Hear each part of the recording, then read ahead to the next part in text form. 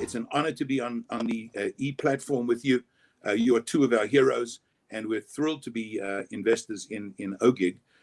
That'll be certainly one of the focuses of the presentation today. We've got two real experts here in Kevin and Connor, who'll be guiding us through how OGIG works, how the selections were made, and how it's a response to the current economy as it is moving forward. And as the CEO of Microsoft said very profoundly recently, he said, we saw 2 years of digital transformation in 2 months.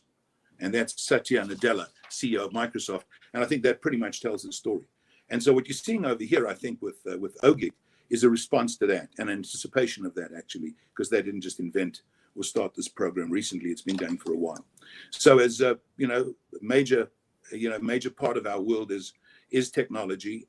We view technology not just as infrastructure, not just as a sector, which is what it's generally viewed as by most people who do what we do in the wealth management business. We actually view technology as infrastructure. We think technology is today what electricity was 140 years ago, transforming anything, everything in its wake, all aspects of life. And we're seeing that with technology as well. And we think that OGIG is a great way to access that in a real-time, dynamic manner. So let me hand over to Connor, if I can, just to pick up and move things forward as we go through our schedule. Great. Well, Selwyn, I would like to actually begin by asking you a couple of questions about this discussion we had earlier today on our called preparation call. You ran an advertisement or information piece publicly March 17th.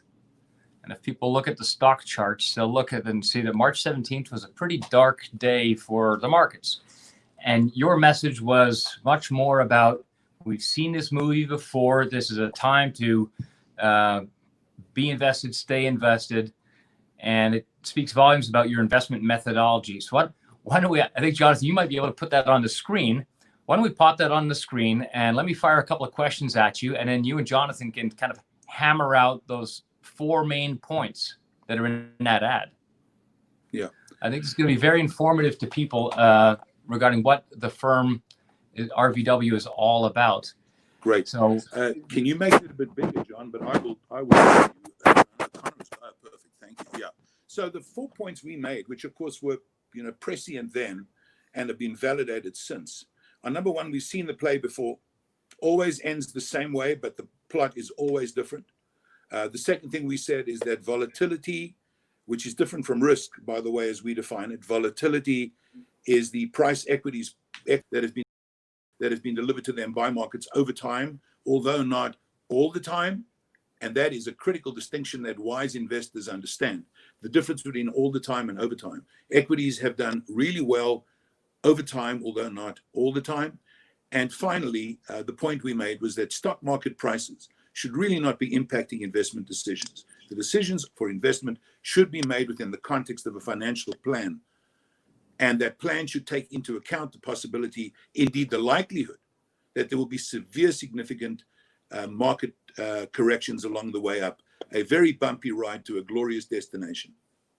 And that, of course, we printed on March 17th, sent it out to all of our investors at that time, and took a half-page ad in a large local newspaper saying, hang on, stay buckled in, bumpy ride, turbulence ahead, glorious destination in the distance. And since that date, the market has been up spectacularly, and it's on announcements out of Washington. And Kevin lived through that period personally through his so many companies. Maybe we should just take a minute, Kevin, to get your perspective. Just tell people, what is it that Washington did, both the government and the Fed, that re-energized the investment markets? The PPP, the Fed policy. What they did successfully in this stress event was move incredibly quickly. We have very partisan government, but in this case, it was very quickly implemented. It was a brutal tool, and it needed to get fine-tuned. It itself started at 350 billion, and then a few weeks later, an additional 251. Most people know that. But I think what's interesting about it from the investor's point of view is to think about what the unintended consequences were, and some of them are very interesting. that I would have never known. I had over 51 companies involved in applying for it. Most of them were successful in getting it. Most people have not read the fine print in this act, and I'll give it to you in 30 seconds, the only thing that really matters. It's the size of a phone book, but it basically says, it looks at your payroll Feb 15th and looks again at your payroll June 30th. And if those numbers are the same or the June 30 number is higher, basically the loan potentially will be forgiven. In most cases, it will be. So when small business in America and mid-cap business that applied for these grants or tools, whatever you want to call them, saw this directive, they changed their model. Originally, our plan was to either furlough half our staff, I'm speaking categorically, because these companies I'm talking about are across wide range of sectors and in almost every geography in the U.S. Or the other option was to say to the employee base, look, we're going to cut salaries by 50% while we have these problems, and that way you can keep your benefits, your medical, and everything else. And surprisingly, or maybe not surprisingly, the majority of companies that were offered these two options took option B, which was to take a 50% haircut. Then the act goes into effect on a Friday afternoon around 2:45. Most CEOs and accountants and lawyers and investors got to read it over the weekend. By Saturday night, and this is the beginning of the unintended consequence aspect, everybody realized they were going to have to maintain the full staff payroll. Even if you're in a business like a restaurant that is effectively closed, in many cases still closed. And that 75% of this would go towards employee salaries and rent, et cetera. The problem was you didn't have the ability to fund it during the period the helicopter money hadn't arrived. That was going to be 5 to 8 weeks. And so what everybody did, again, an unintended consequence, was to call the landlord and say, look, we have to furlough the rent, defer the rent, not pay the rent, whatever it was, you're going to help finance this. In the long run, it's a good thing for you. The private landlords didn't really have a problem with it. Obviously, the REITs did. In my case, it was thousands of locations in New York, Florida, Texas, California. And basically, as I was calling these REIT CEOs on the Monday and Tuesday, along with many other of my CEOs, I realized, whoa, I don't think I want to be in this asset class anymore. It's going to be impaired somewhat. And I sold all my REITs. I took them down from a 33% weighting in real estate down to 8 that week, which was the first change in investment philosophy. But there's another aspect that I find so interesting and I'm very optimistic about. And one of the reasons the market has been on an uptrend, most of these companies would have never elected to work remotely. They would have never risked their supply chain. They would have never risked, giving up 50% of their distribution, which was retail. Most companies look like they're 50% retail, 40% Amazon, 10% direct to customer from their own websites. That's a typical profile. I don't care if you're doing 500 million or 5 million sales, it's pretty well what it looks like. And they were forced into this experiment. That's a good word for it, experiment. And now that we've been doing it for months, we have found out some extraordinary outcomes. Again, unintended perhaps, but for example, let's just talk about retail. Let's say you're doing 50% of retail and then 48 hours later, it's shut off completely. Retail has a cost about 40% of your margins. Generally, it's a 2-tier distribution. You send it to a central distribution center for, let's say, a big box retailer, pick any one, and then they ship from there to their stores, and they require about 40% of the sale price. Okay, fine. Now you lose it all. All of a sudden, you can license technology from DocuSign, from Shopify. You can use Zoom or Cisco. You can do a wide range of things with Facebook and geographic advertising locking. So if you have a store in Chattanooga, Tennessee, and you think people from 60 miles around come and buy your product or service from there, you can now take a digital spend program and buy a geo-locked ad base from Facebook and spend money to your existing customers telling them, look, the stores are closed, but we can ship the product or service directly to you. Just click here. Now, remember, when you do that, you keep all of the margin, not some of it. So you can lose basically 60% of your retail sales or 50% or whatever it is and make it up because now you're getting full margin. So I have many companies whose free cash flow have actually exceeded expectations in April, March and April and now into May and June in a way that we could have never anticipated. And we have no retail sales. So as a result of that, and this is the thinking about why I think the America 2.0 I'm describing is actually going to be very productive and quite profitable, is this is happening millions of times over every day. Old retail sales are being replaced by direct-to-customer sales, and it's 50% more profitable because you're not paying for that distribution margin anymore. So as a result, in my portfolio, we're going to try and reduce 20% of our office space because we've also found between 12 and 15% of our employees never want to go back to the office.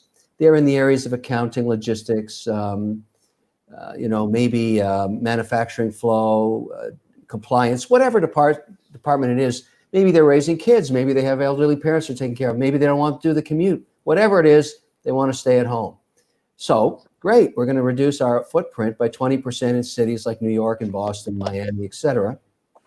But it's the marginal retail locations we're never going to open again. We don't need to. We've used technology to build a new business model. And I think the market is smelling that out, not just for small companies, but for large ones and mid-cap ones as well. The new America that's going to emerge from this is going to be more productive, more profitable, more efficient, and use a tremendous amount of technology, a tremendous amount to implement this. Had we gone into this pandemic without all the tools we have, it would have been a disaster. But it isn't a disaster because we have the tools now to be able to build out business models that don't require the old expensive ways. And that's, I think, what we were talking about earlier. We have tools across 50 companies now that provide this, and that's what OGIG was all about. It is the global internet giants. And by the way, what I'm describing is not just happening domestically. This is happening all around the world. This virus didn't stop at geographic borders. It changed people's purchase behavior all around the world. And in some ways, a much more efficient world is awaiting us. And that's why I'm so excited. I'm quite optimistic that just my portfolio is going to look pretty good 24 months from now, because we are going to cut all the fat and all the wasted office space we don't need and shut down all the unproductive retail locations. We would have never done this unless we were forced to test this experiment. And so far, so good. Getting better. So to give people just kind of a wrap up of the online retail, Kevin spoke a lot about the companies he's invested in or owns a part of. Many of them are retail, so business to customer, business to consumer type companies. And they have retail storefronts, some of them in really expensive real estate. That's all gone to zero in terms of the sales and the expense.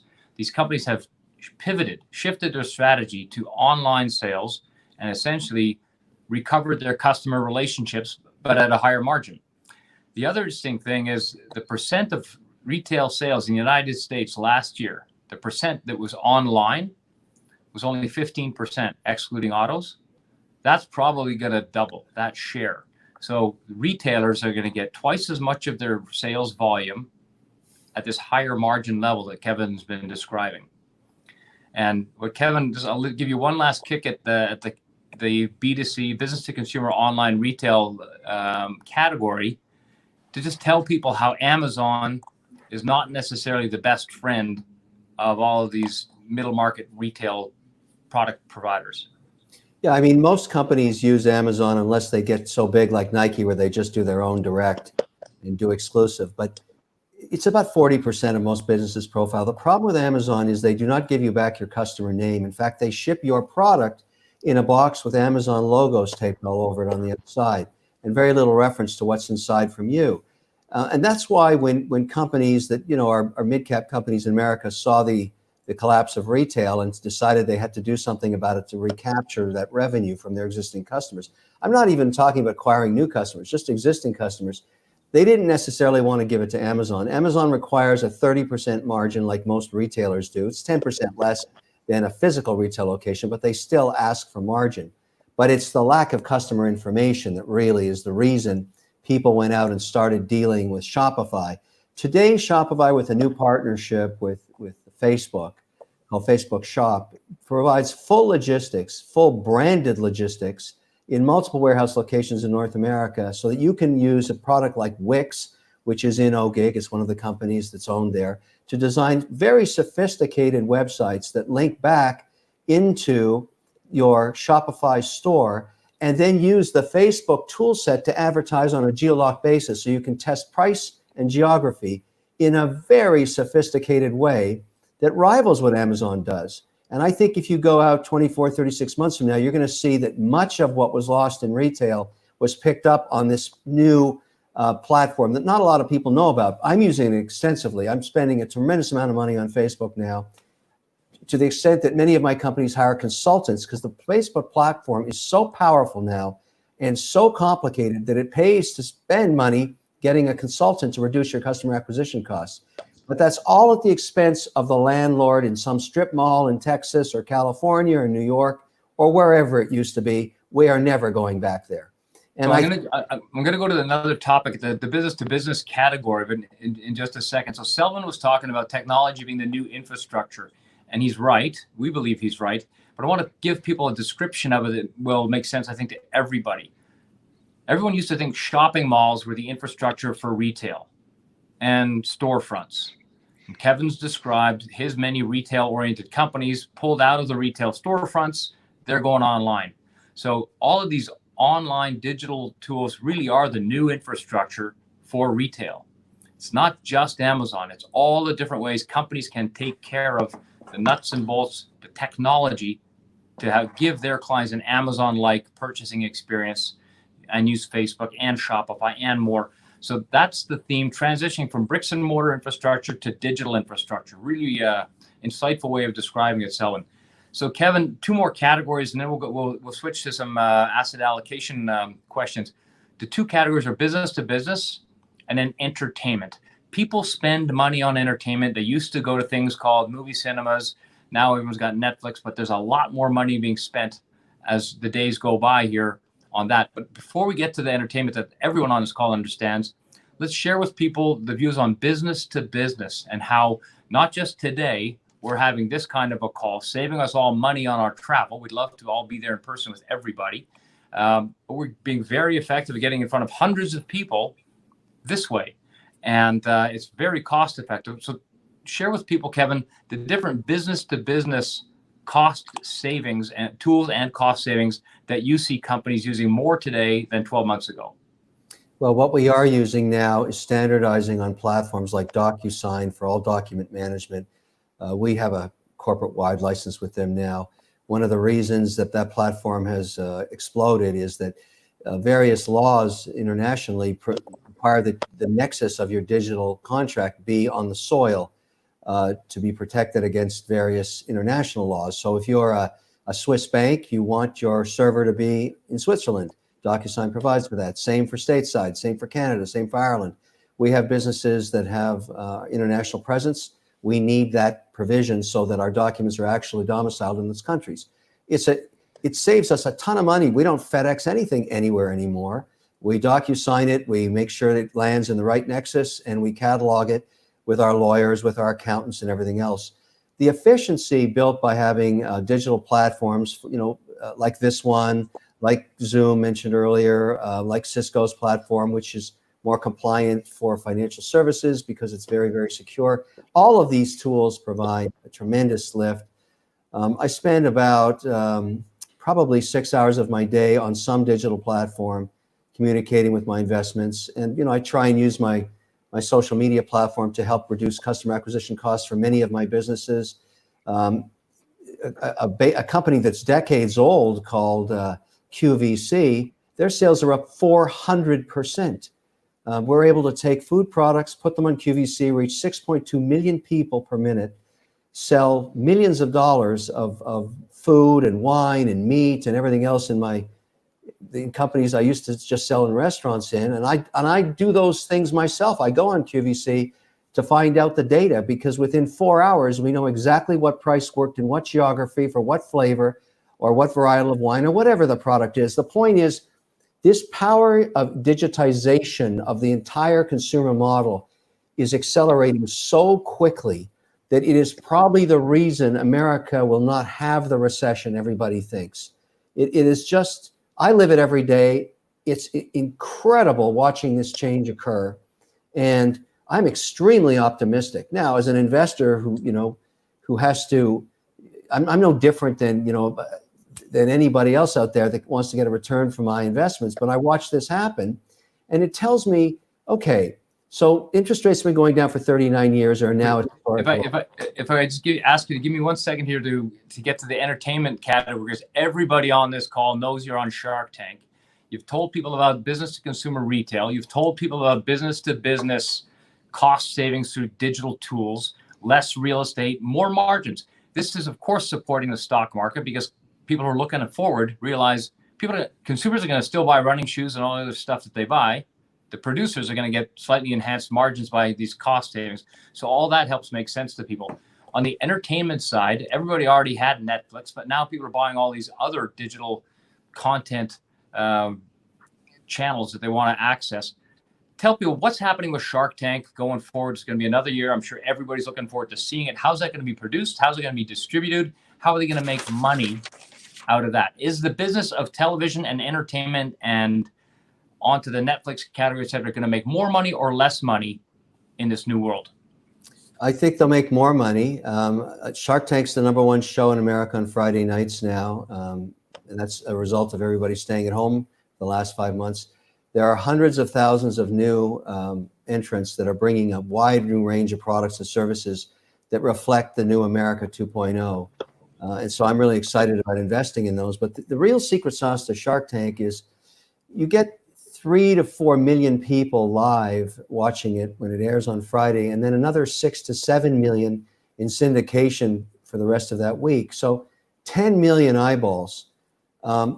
That's unprecedented in terms of what that's worth. So when a new product shows up on Shark Tank, I mean, the digital model is very fine-tuned. We do a special on the website. We buy a tremendous amount of digital advertising on every platform. And within 4 or 5 minutes of it finishing airing that hour on the East Coast, we're on live on QVC with the product to another 6.2 million people. So it's not uncommon for a company that, you know, is used to selling a couple of $1 million a year of their product or service to get on Shark Tank and sell that in 20 minutes right after they air. And that happens all the time. So it's an incredibly powerful platform. It's part of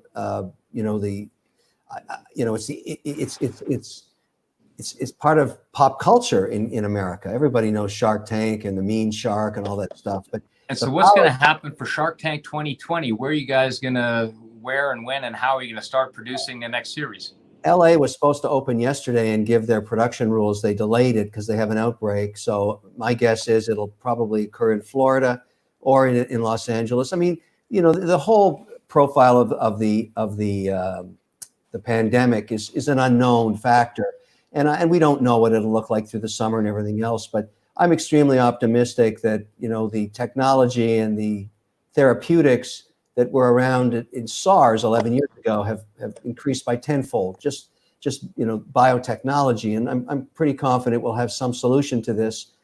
And so we'll figure out how to shoot the show with whatever the protocol is, probably sometime in August. I don't know where, but what I am seeing every day, and I live it every day, is this remarkable digital transformation. And we are not going to be the same society we were when we get out of this mess. We're going to be better. That's what I think. More efficient and less time wasted sitting around in crowded airports with canceled flights and all that. Life for many people will actually be better. I've got staff that just don't want to ever come back into the city. They love what they do. They live out in the burbs and they want to stay there, and I get it. And it's going to save me money. Across our portfolio, we think 5 to 7% free cash flow at the expense of the landlord. Yeah, well, you and Bill Gates have the same perspective here. Everything digital just got accelerated by, I think, was from 2 years to 2 months, as Selwyn summarized. So one more asset allocation comment, and then I'm going to turn things back to Selwyn. Kevin, you've got a view that you brought out earlier than most people about the risk of inflation, and causes you to rethink what your asset allocation looks like, went from traditional 50-50 to what you're going to tell people. I'll also just remind people that although bonds have been fantastic to everybody for the last several decades, if you look at 2016 to 2018, people who owned the U.S. government 20-year bonds actually lost almost 20% in that 2-year period. So bonds are really good as an offset, particularly if interest rates are declining. It really helps your bond investment. Selwyn will comment perhaps after Kevin. But share, Kevin, with people your reasons to be concerned about inflation and to take some of your money, a big chunk of it, away from bonds. Yeah, well, I mean, in terms of how my capital is managed, our bogey is 6% distribution a year for the trusts, the various things we support, and extended family, et cetera. That's no different than a CalPERS. Their bogey 7%. The traditional mix was 50% fixed income, 50% equities. We're not doing that going forward next 36 months anyways, for a couple of reasons. One is when you helicopter $5 trillion into an economy, as we're doing now, you have some risk of inflation. Don't know when or where, but you don't want long duration assets. A 30-year government bond at under 2% is definitely a long duration asset and not interesting as an investment. Utilities are not interesting. REITs are not interesting because they don't have pricing power when inflation comes back the same way a corporation does that provides an essential good or service. I mean, there's some aspects of real estate like apartments, maybe you're better there, but commercial real estate, which is the bulk of where trillions are invested, that's going to be hampered a little bit or impaired for a while. So my whole point is moving to a 70% in equities. And I'm using tools that I had a hand in designing, indexes like OUSA, which is a subset of the S&P. Something like almost 47 companies have already cut their dividends in S&P. I don't want to own those. I don't want anything that's under stress. I don't want anything that's over leveraged. I don't want anything that's cash flow slowing. So about 150 of the S&P 500, I think, are worth owning for the next 24 months. And a rules-based approach like OUSA is the way to do it. So I'm getting about 2.8, 2.9% distribution in that. So I'm looking for 300 basis points of gain, and that's my 6% bogey. Same for OUSM, similar strategy in small cap. And then obviously I'm a founding shareholder of OGIG, and that's given me 34 or 5 or whatever it is return just this year. I mean, we're always looking for the mix, but the theme has to be quality with a reduction in duration risk. And that means I won't be using government bonds. I'm going to be holding some corporate credits for the next 36 months. They're sort of in the 3.5 to 4.5% range, still not enough. So I have to look for my equities to make up the difference. But that's about the right feel for me. And that's the big change, reducing fixed income from 50 down to 30. No, it's quite a move. So let's see what Selwyn can tell us about how RVW Wealth is adjusting client portfolios. What are your thoughts on Kevin's move? Your thoughts on inflation and an allocation to or away from fixed income at this time? Well, first of all, we think that dividend growing stocks are the new bonds. We have a chart which is quite informative. If you bought the S&P index, just the S&P, which we're not a great fan of for many reasons, but as an icon, it's pretty interesting. 20 years ago, the dividend payout by the S&P 500 in total has multiplied 4 times over the last 20 years. And the remarkable thing about that dividend slope up, that's gone up 400% in 20 years, is that there was only a relatively mild dip in 2008. In other words, the volatility of dividends is significantly less than the volatility of share prices. And that's very critical. So we use growing dividends in a diversified and highly selective rules-based fashion, which is, I know, a large core of what the O shares model is rules-based. We're not into predicting, forecasting, or analyzing. We have no time for the traditional Wall Street model. Everyone has an opinion, and they're almost always wrong, as you know. And if they were weather forecasters, they'd be thrown off after the first day. But I tell my friends, imagine the weather forecaster in Los Angeles predicting snow, sleet, and severe rain and thunderstorms in California, in Los Angeles tomorrow. How long do you think he'd be on the air for? And yet the equivalent in the financial world is incredible. These analysts are almost always wrong, but never in doubt. So we're not in that world. We're in the world you're in. Rules-based, criteria laid out and meticulously followed. And that works very well in dividend growing as well. John has some ideas on dividends, and let's see what you have to say, John, on this, on portfolio design and how we use bonds in our portfolios, what their role is. Yeah, Dad, I just put up that slide quickly while you were talking, which illustrated perfectly Did you see that slide as I put it up? No, there it comes up right now. There it is. Yeah. Fabulous. Okay. There it is. So there you Absolutely go. Perfect.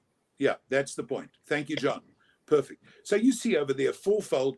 And by the way, the relatively small dip still leaves you significantly higher in terms of annual income than you were at the beginning of the process. And of course, you had a relatively minor dip. Everything just perfect 4 times over 20 years. Couldn't want more than that. In terms of inflation, in terms of any criteria you would want, that is great, particularly in an era where dividends are the only source of income, really. Interest on bonds, unless you're going to go into exotic bond allocations and risky investments, you're just not going to make the income on bonds, as Kevin has correctly said. So how do you see bonds in our portfolio, John? Well, bonds provide liquidity and safety. In other words, you can only be an equity investor if you've got the longevity and the stomach, both criteria, to remain involved in equity investing. And so in order to provide for short-term liquidity needs and also to provide a little bit of stability to the portfolio, we definitely advocate introducing a fixed income component, which can't be substituted by a dividend yielding portfolio necessarily for stability and liquidity, because the value of those stocks will fluctuate even though the dividend yield is extraordinarily consistent. So we really have to think of sort of 3 elements of a portfolio now, which is a change from where we were when we were dealing with reasonable interest rate bonds. So now bonds don't provide income as they should have, but they still provide stability and liquidity.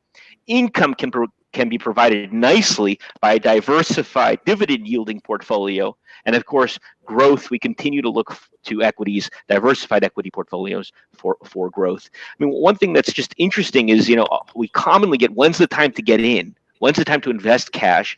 And, the NASDAQ just hit a new high yesterday. That's exciting, but that shouldn't change a thing, because a well-constructed equity portfolio should continue to reach new highs all the time. So the fact that we're now at 10,000, we're going to look and see we're at 11 and then 12 and then 13, and it'll come down and go back up. But unlike elevators, as my dad said on one of the radio shows that he was talking on not too long ago, equity markets don't go up and down the same way elevators or airplanes do. They continue to go up, up, up, and then down a bit, up, up, up, down. But a well-constructed equity portfolio, like a great business, will continue to grow and grow and grow, with obviously digesting and processing bad news from time to time. But that's where we see things at the moment. Well, it does all fit what Kevin has said. He's not going to zero bonds. He's going to 30% bonds. And I think that portfolio stability and availability of liquid cash for people who need cash from time to time, all good reasons to build a portfolio the way you described. There's one portfolio move RVW made recently, and I'll put you on the spot, Selwyn, to tell us really why. And you basically began including OGIG in your portfolios. You could have chosen lots of different ways to own technology stocks generally. I know what we did to build OGIG in a way that's exceptionally different than a generic technology sector fund. What did you see that you liked? Well, great question, and of course it'll be good serving for you, because we'll pay great tribute to you where it is well deserved. First of all, OGIG defined the 3 channels where the internet infrastructure is most critical, which is work at home, stay at home, and play at home. And everybody knows those. Everybody's involved in those. Everyone's using those. By the way, RVW is entirely an online business at this point. We're all working with 3 of the major holdings in OGIG, which is not a day goes by that we're not constantly on Zoom. We're constantly using DocuSign for everything. The days of sending a messenger or a FedEx, as Kevin has said, those I think are gone forever. And people are at home watching and playing and doing. And so you divide it into 3 channels, and then you looked at criteria in a rules-based fashion. We don't only go into funds or begin to add funds that have good outcome, because the truth is OGIG has had a spectacular outcome. That's not good enough, because there are other things that got spectacular outcomes, but a right win on the roulette table also gives you a spectacular outcome. So what we look to see is what's the thinking behind it, the rules. And we like the fact that the rules are, first of all, objective, data-based. They are applied in real time, because the truth is nobody knows which are going to be the winners 3, 5, and 7 years from now in this space.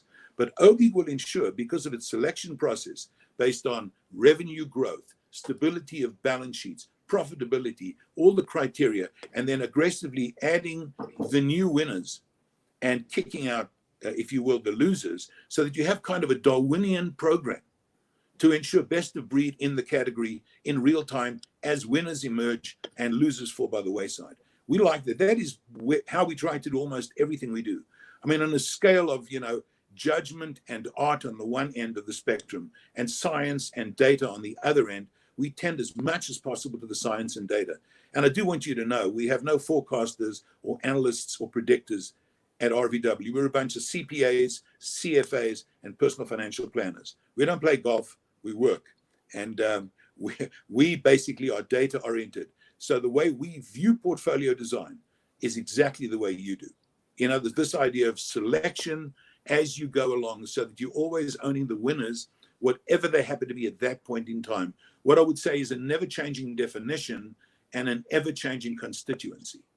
And that combination is terrific, especially in the space where technology is, where you folks are with OGIG.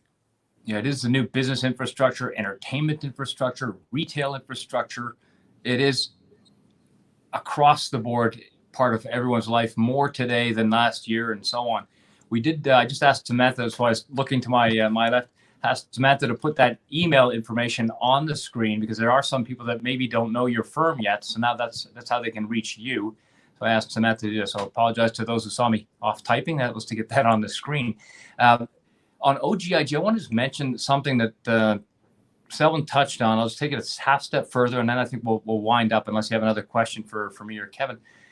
We did a ton of research, a lot of science, to figure out what is it in the financial metrics of companies in e-commerce and internet services that identifies winners, identifies losers.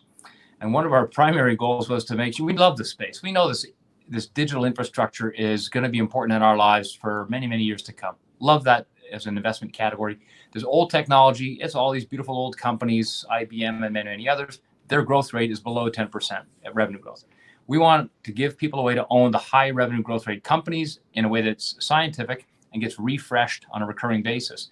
What we learned is that companies that have strong revenue growth outperform companies that have less revenue growth. And that doesn't sound very much like a giant revelation, but I don't think there are any other ETFs out there in this technology category that have a rules-based process for identifying, selecting, and owning stocks using revenue growth as one of the primary reasons for including the stock in the portfolio. Yes, there's more that is built into the set of reasons that would get a stock in the portfolio or get a stock excluded.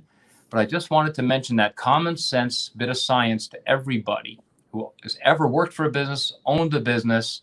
Revenue growth, obviously, is a fantastic indicator of the health of your company. Is your product good enough to attract more customers today than yesterday? That's revenue growth. So that's really one of the important cornerstones of OGIG.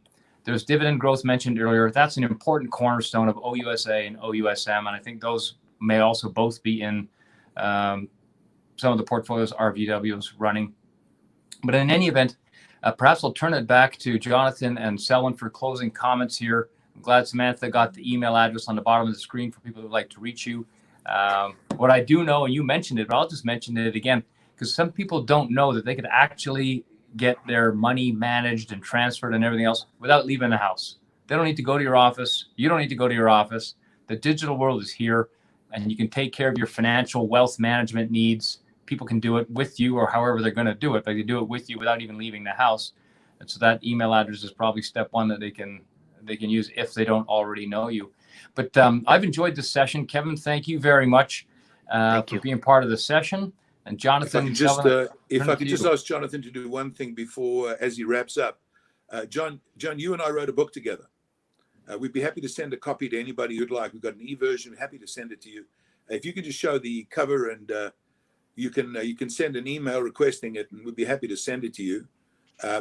We called it the Wealth Blueprint. We think it kind of contains the gems of wealth management. We proudly sit on the shoulders of giants. That's the book. We proudly sit on the shoulders of giants. So you're going to get a lot of everybody else's wisdom there. The trick is we know which giants we should select to sit on their shoulders.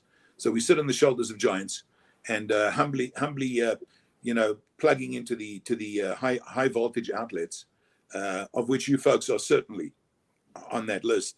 And so I'll let John end off and invite you to visit our website, rvwwealth.com. Check out the book. There's a lot of valuable information there, and we'll thank you for your attention. I'll close with just two thoughts that are on my mind often lately. The first are the words of Templeton, which is it's different this time. Templeton said that those are the most dangerous words for an investor, that this disaster is different this time, this market condition is different this time. And what you need to remember is that the foundational body of work that we build our portfolio design on is 200 years old. We've seen 2 world wars, we've seen now 2 global pandemics, and although it feels different this time, it ultimately will pass just as the other disasters have passed over the 200 years. And the other thing that's very important is to understand that time is the friend of the good investment and the enemy of the bad. And if we partner with companies like O-Shares to build portfolios that continue to hold great businesses, time will be our friend. And that's the key to portfolio construction and design. If you know that you continue to hold the best companies in the world, and it's a dynamic group, but we will always hold the best companies in the world, we will ultimately do okay. So thank you very, very much, Kevin and Connor and Dad and everyone who's participating today. Thank you. Thank you.